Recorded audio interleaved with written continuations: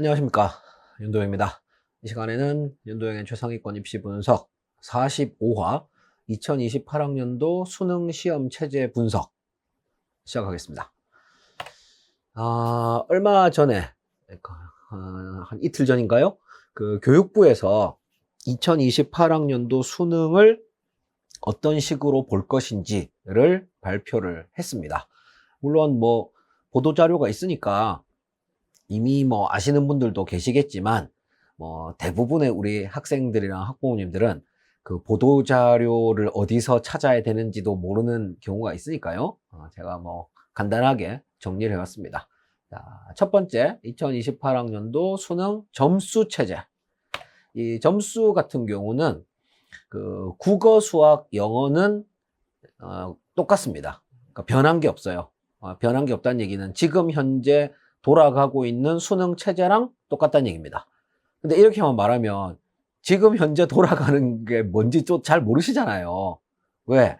2028학년도면 지금 제가 촬영을 하고 있는 게 2025년 1월이니까 아직 고등학교 입학도 안 한, 물론 이제 고등학교는 뭐 다 정해졌나? 근데 어쨌든 아직 그 중학교 졸업도 안 한, 정확하게 법적으로 중3이죠. 중3. 이 중3 학부모님들이 수능 시험 체제가 어떤지 아는 게 오히려 이상하죠. 그래서 뭐 국어, 수학, 영어는 변하지 않았지만 한번 다시 보겠습니다. 일단 이제 국어 같은 경우는 문제 개수가 45개입니다. 45개. 1번부터 45번까지. 그 다음에 100점이에요. 45문제에 100점. 그 다음에 이 100점은 2점짜리가 있고 3점짜리가 있습니다. 2점짜리, 3점짜리를 이제 적당히 섞어서 45문제의 100점인 거고요. 전부 다 객관식입니다. 그러니까 단답형이 하나도 없습니다. 전부 다 객관식. 1, 2, 3, 4, 5 중에서 고르는 거. 그 다음에 시간은 80분입니다. 80분. 그리고 바뀐 게 있다면 출제 과목이 바뀌었죠. 지금 현재 수능은 국어에 선택 과목이 있잖아요. 근데 선택 과목이 이제 없어지고 모든 학생이 동일한 시험지로 시험을 보는데 뭐 출제 과목은 화법과 언어, 독서와 작문, 문학 이렇게 세 과목입니다. 자, 국어는 이렇고요. 다음 수학. 수학은 30문제입니다. 문제수가 적죠, 그죠? 1번부터 30번까지. 그 다음에 100점이고요. 100점은 2점짜리도 있고 3점짜리도 있고 4점짜리도 있습니다.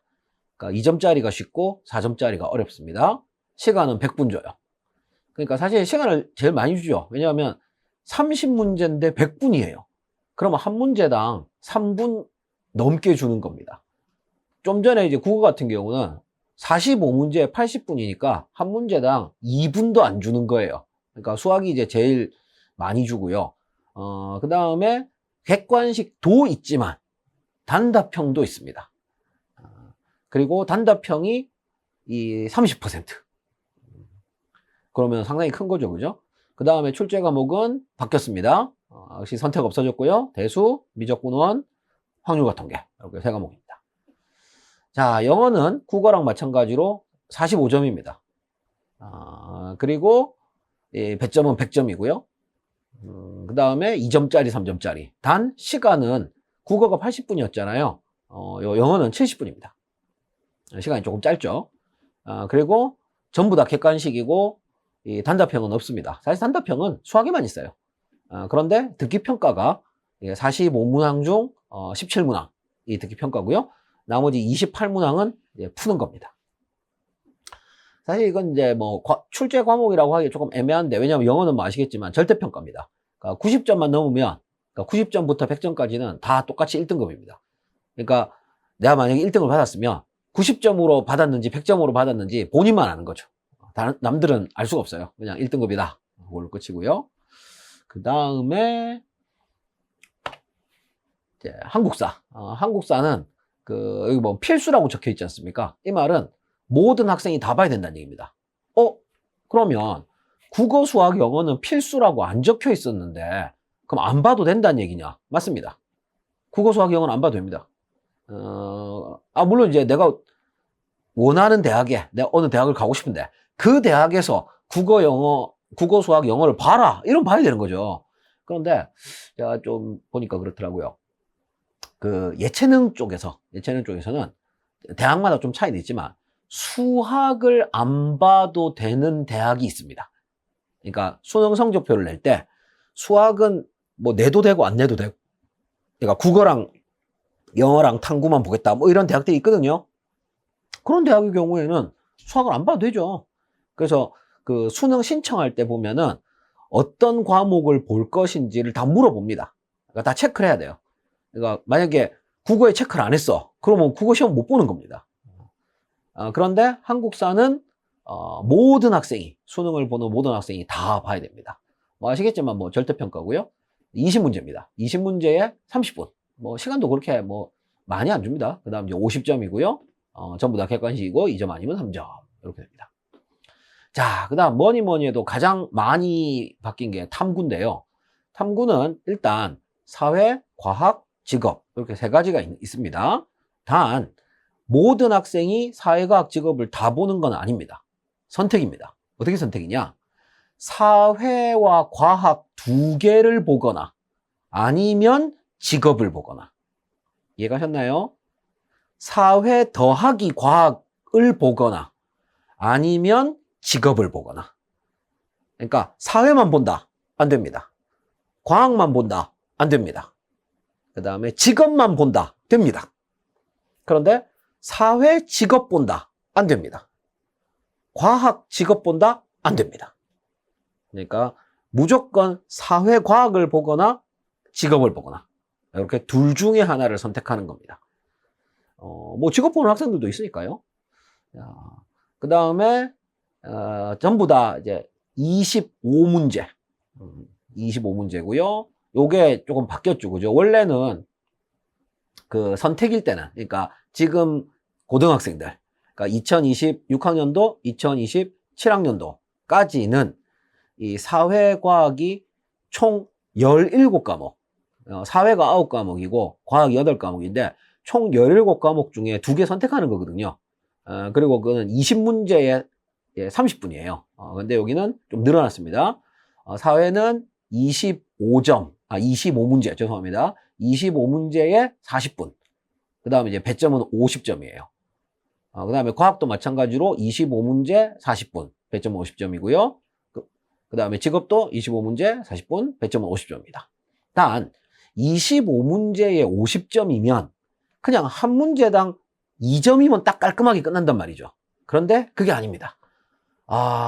이 수능 아주 먼 옛날에는 수능 배점이 소수점이 있었거든요. 소수점. 그런데 최근 제가 정확하게 기억 안 나는데 최근 한 15년? 만 20년 동안은 모든 배점이 다 정수였어요. 그러니까 뭐 1점 아니면 2점 아니면 3점 아니면 4점 이런 식이었단 말이에요. 그런데 이번에 2028학년도 수능부터 이 탐구만 배점이 소수점이 나옵니다. 그러니까 1.5점, 2점, 2.5점 이렇게 이제 세 가지를 섞어 가지고 25문제에 50점을 만듭니다. 단 1.5점이 몇 문제고 2점이 몇 문제고 2.5점이 몇 문제냐는 아직 공개되지 않았습니다. 뭐 이렇게 말씀드리면 다 이해하시리라 믿고요. 그 다음 뭐 범위는 아시겠지만은 사회는 통합사회고 과학은 통합과학입니다. 그 다음에 직업은 성공적인 직업생활. 그래서 요 탐구가 가장 크게 변한 거 아니냐 이렇게 생각을 하고요.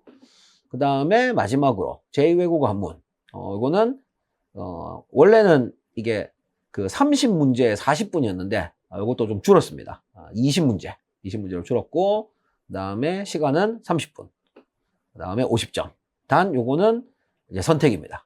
독일어, 프랑스어, 스페인어, 중국어, 일본어, 러시아어, 아랍어, 베트남어, 한문 이렇게 9개 중에서 뭐 아무거나 본인이 원하는 걸 하나 선택하는 거고, 아까도 제가 말씀드렸지만 한국사만 필수고 나머지는 다 선택이기 때문에 실제로 제2외국어 한문을 보는 학생은 전체의 한 4분의 1도 안 됩니다. 뭐 이건 이제 뭐 보고 싶으면 보는 거고 뭐 보고 싶으면 안 보는 거죠. 그리고 제2외국어 한문을 꼭 봐야 된다라고 하는 대학이 거의 없습니다. 지금 현재 제가 얼핏 생각나는 거는 서울대 인문계, 우리 흔히 말하는 문과. 서울대 문과를 가려면은 제2외국어 한문을 봐야 됩니다. 근데 서울대 문과 말고는 제2외국어 한문을 필수로 꼭 봐야 된다라고 지정한 대학이 없습니다. 단 제가 말씀드리는 거는 다 2026학년도 기준이고 뭐 2028학년도는 아직 각 대학이 어떻게 할지 모르니까. 근데 뭐 비슷하게 가겠죠, 일반적으로. 자, 여기까지는 다 이해하셨으리라 믿고요. 그럼 그 다음에는 뭐 중요한 건 아니지만 수능 시간표 좀 보겠습니다. 자, 일단 그 오전 8시 10분까지 입시를 해야 됩니다. 이때까지 입시를 안 하면 시험 못 봅니다. 입시를 해야 되고요. 그 다음에 입시를 해서 뭐 준비도 하고 뭐 할 게 많잖아요, 그죠? 8시 40분부터, 그러니까 정확하게 말하면 8시 30분, 그러니까 10분 전부터 그 뭐 문제지 나눠주고 뭐 이런 준비 작업을 합니다. 근데 시험은 이제 8시 40분부터 10시까지. 그러니까 10시에 1교시가 끝납니다. 그 다음에 20분 쉬고요. 10시부터 10시 20분까지 쉬고, 그 다음에 10시, 여기는 안 나와 있지만, 10시 20분부터 10시 30분까지 10분 동안은 또 이제 시험지 나눠주고 뭐 어쩌고 저쩌고 이걸 합니다. 그리고 10시 30분부터 12시 10분까지 100분 동안 수학을 봐서 12시 10분에 이제 그러니까 2교시가 끝납니다. 그리고 이제 밥을 먹어요. 12시 10분부터 1시까지 밥 먹고, 그 다음에 또 10분 동안 뭐 시험지 나눠주고 어쩌고저쩌고 하고, 1시 10분부터 2시 20분까지 이제 3교시 영어를 보고요. 그 다음에 2시 20분부터 2시 40분까지 또 20분 쉬고, 그 다음에 또 10분 동안 막 나눠주고 2시 50분부터 3시 20분까지 한국사를 봅니다. 그리고 이때부터는 조금 이제 복잡한데요. 이제 한국사, 사회, 과학, 직업이 전부 다 묶어가지고 4교시란 말이에요. 그런데 시험지를 한꺼번에 쫙 나눠주고 그런 게 아니고 주고 걷고 주고 걷고 주고 걷고 요 작업을 해야 됩니다. 그래서 한국사가 3시 20분에 끝이 나면 한국사 이제 문제랑 답을 싹 회수를 하고 그 다음에 사회 시험지를 주는 거예요. 근데 여기서 이제 갈라집니다. 제가 아까 뭐라고 그랬죠? 사회 더하기 과학을 보거나 직업을 보거나 둘 중에 하나라고 그랬죠? 그러니까 사회 더하기 과학을 보는 학생한테는 사회 시험지를 주고 직업을 보는 학생한테는 직업 시험지를 줍니다. 그게 3시 20분부터 3시 35분까지 15분 동안. 그리고 이제 3시 35분부터 4시 15분까지 사회 더하기 과학 학생은 사회 시험을 보고 직업 학생은 그냥 직업 시험을 보는 거예요. 자, 그럼 이제 4시 15분에 끝났습니다. 그럼 또 15분 동안 4시 15분부터 4시 30분까지 이제 사회 본 학생이랑 직업 본 학생 이제 4회수를 하고, 그 다음에 사회 더하기 과학 보는 학생한테는 과학 문제지를 줍니다. 그런데 직업을 보는 학생은 아무것도 안 줍니다. 왜? 끝났잖아요. 끝났으니까 그냥 가만히 있는 거예요. 근데 만약에 직업 보는 학생이 5교시 신청을 했다. 그러면 5교시까지 기다려야 되는 거예요. 중간에 붕 좀 뜹니다. 그러니까 다른 학생들이 사회 더하기 과학 신청한 학생들이 과학 보는 동안 그냥 가만히 있어야 돼요. 어쩔 수가 없어. 5교시를 신청을 했으면. 근데 만약에 직업을 본 학생이 5교시를 신청을 안 했다. 그럼 이제 다 끝난 거죠. 그럼 이제 뭐 집에 가면 되는 거죠. 빠빠이. 그리고 사회 더하기 과학 본 학생은 이제 4시 30분부터 5시 10분까지 과학 시험을 봅니다. 그리고 5시 10분부터 5시 25분까지 이제 과학 시험지를 걷어야겠죠. 그 다음에 이 사회 더하기 과학을 본 학생 중 5교시 신청을 한 학생은 기다리는 거고, 기다려서 5교시 시험 보는 거고, 5교시 신청을 안 했다. 그럼 집에 가는 거죠. 여기서 집에 많이 갑니다. 왜냐면 5교시 신청한 학생이 그렇게 많지 않기 때문에. 그리고 이제 마지막으로 그 5시 25분부터 5시 35분까지 그 제2외국어 한문 시험지를 주고 5시 35분부터 6시 5분까지 30분 동안 시험을 보면 이제 모든 게 끝이 납니다. 그래서 그러니까 5교시까지 다 보면 그 6시 5분에 끝이 나는 거죠. 자, 요게 2028학년도 수능 시간표입니다. 지금 당장 중요한 건 아니지만. 자, 그 다음에는 이제 성적 통지표가 어떻게 생겼는지 한번 보겠습니다. 이게 좀 바뀌었거든요.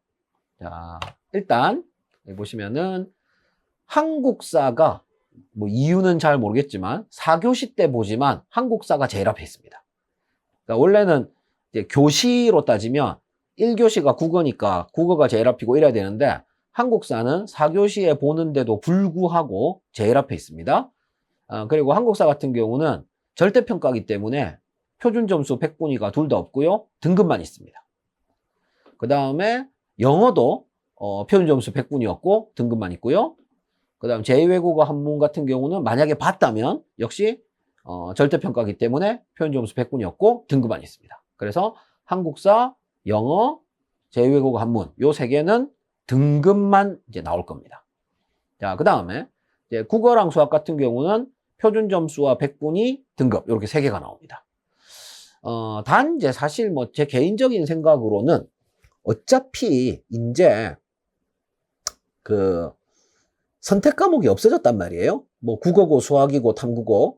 그러니까 굳이 표준 점수를 만들 필요가 없어 보이는데 제 생각에는 그냥 원점수를 써도 똑같거든요. 어차피 뭐 대학들이 알아서 적당히 하겠죠. 뭐 그런데 평가원이 뭐 꼭 표준 점수를 뭐 주겠다고 하니 뭐 거의 뭐 평가원 마음이죠.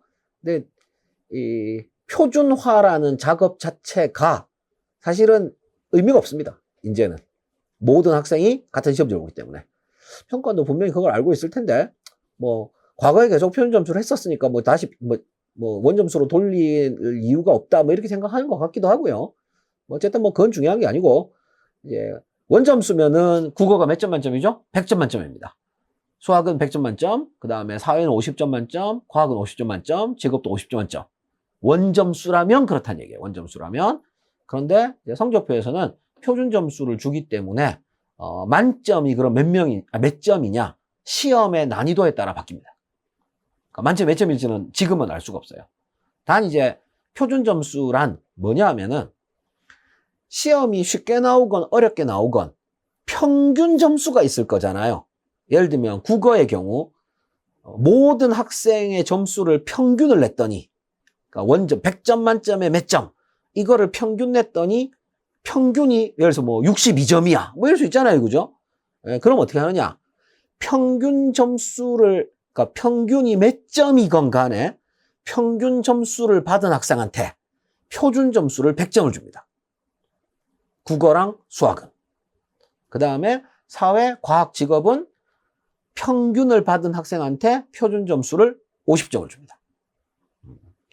그러면 이제 평균보다 잘 보면 표준 점수는 이제 국어나 수학의 경우 평균보다 잘 보면 이제 표준 점수가 100 몇 점 이렇게 나오는 거고 평균보다 못 보면 표준 점수가 뭐 90 몇 점, 80 몇 점 이렇게 나오는 거예요. 뭐 이건 뭐 중요한 개념은 아니니까요.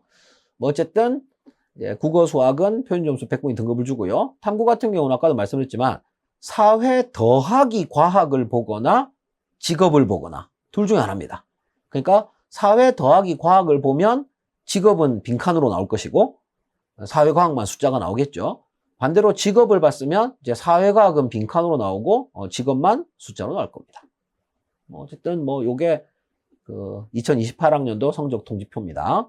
여기에 이제 어떤 숫자가 들어갈지는 뭐 여러분 확인 나름이겠죠? 자, 마지막으로 이 통합과학 얘기를 좀 해볼까요? 어쨌든 제가 통합과학 강사니까요. 지금은 그거죠. 지금은 뭐 다른 과목도 하지만 이제 2028학년도부터는 제가 통합과학만 할 거기 때문에 그 통합과학이 이번에 제가 앞에서 쭉 말씀드렸지만 25문제입니다. 그럼 도대체 25문제가 어디서 나올 거냐라는 얘기잖아요. 대충 뭐 저는 뭐 통합과학 강사니까 감이 오죠. 그래서 단원 1람표를 준비했는데 통합과학 같은 경우는 이 교과서가 2권이 있습니다. 1과 2. 그러니까 1학년 1학기 때 배우는 게 통합과학 1, 1학년 2학기 때 배우는 게 통합과학 2입니다. 근데 요 교과서 2권을 합쳐가지고 25문제가 나오는 거예요. 그런데 보시면은 먼저 통합과학 1 같은 경우는 대단원이 3개가 있습니다. 여기서 이제 유닛이라고 되어 있죠. 1, 2, 3. 그 다음에 뭐 중단원도 있고, 이제 소단원도 있는데, 이 소단원이 뭐 챕터로 쭉 나와 있어요. 자, 다음. 통합과학 2 같은 경우도 대단원이 3개, 뭐 중단원이 있고, 소단원이 쫙 있는데, 요 소단원 개수를 세보면, 소단원이 정확하게 딱 25개입니다. 아, 물론, 통합과학 1의 1단원, 과학의 기초. 얘는 말 그대로 이제 과학의 기초고요. 대단원, 중단원, 소단원의 구분이 없어요. 그 다음에 통합과학 2에서 가장 마지막 단원, 3단원, 그 과학과 미래사회, 얘도 대단원, 중단원, 소단원이 없어요. 근데 얘네 둘은 빼면, 왜냐면 얘네 둘은, 수능에서 내기가 조금 애매하단 말이죠. 뭐 그렇다고 전혀 안 나온다는 얘기는 아니고. 근데 수능에서 독립적으로 한 문제를 내기가. 이제 다른 단원이랑 뭘 엮어서 낼 수는 있겠죠. 근데 독립적으로 한 문제를 내기가 조금 애매하긴 한데, 어쨌든, 요 통합과학 1의 1단원이랑 통합과학 2의 3단원도 만약에 포함을 시킨다면 총 27개가 됩니다. 여기 줄 자체가.